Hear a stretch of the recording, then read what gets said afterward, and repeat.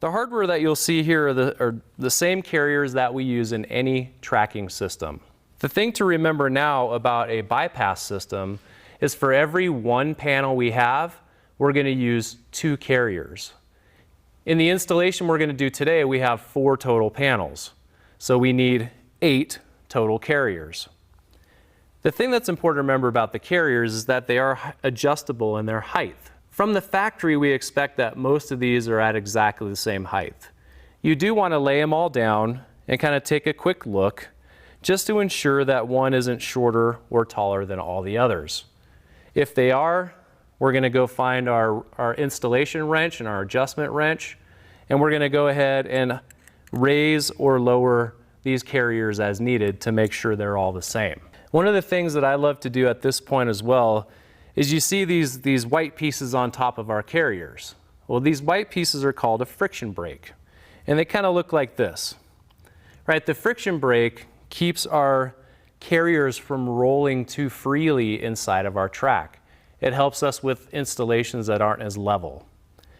So before I put the hardware in the track, I actually like to install my friction brakes now. If we think about the setup that we have, I have 2 doors that are married together that roll as one complete door.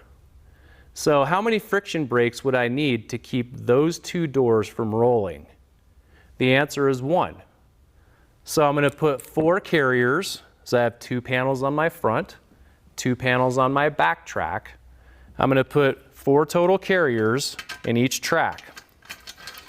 It doesn't matter if you put the carriers in 2 wheels out, 1 wheel out, none of that matters. So let's put our carriers in, and we'll make sure that we put 1 carrier in that already has a friction brake installed. So you can see when we start to turn on the friction brake, now the carrier doesn't move freely anymore. So we'll repeat that for the second track.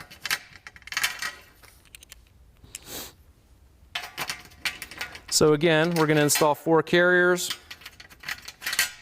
1 with the friction brake on it.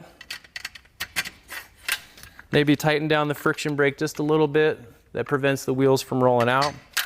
If you're ever in need of the friction brake, it's kit 4564, comes with everything, and also comes with some very handy instructions on how to install it.